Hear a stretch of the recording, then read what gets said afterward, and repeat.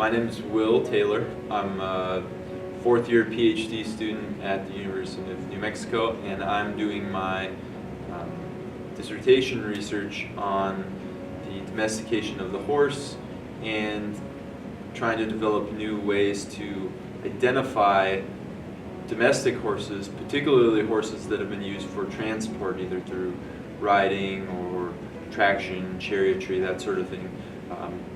Hoping to develop techniques to identify that archaeologically just from the skeleton of the horse. And so for the last several years I've been working on a project where visiting various museum collections and trying to study the skulls of horses that I know either a little bit or in this case a lot about what their life was like, and then hopefully get a better sense of how people were using horses in the past.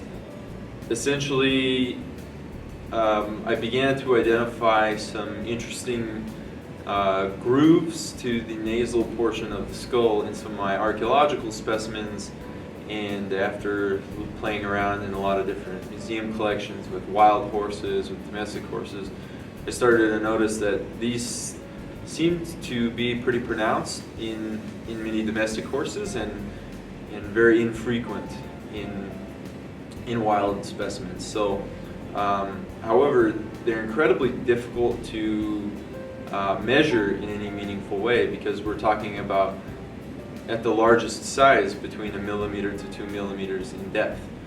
That's what brought me to the 3D scanning component.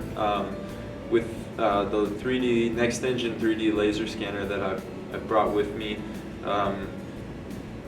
it takes a very high resolution three-dimensional image of that portion of the skull, which then I can go into my digital measurement software and get a depth measurement directly, rather than trying to find some kind of linear way to measure that with any kind of precision on the skull. So the methodology is pretty simple.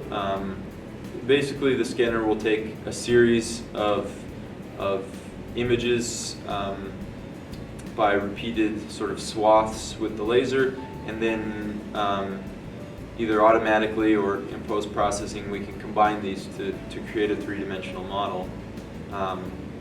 And so that's what the last couple of days we've been doing to the collections here. I feel like I'm blown away by the horse park itself. It's just totally beautiful.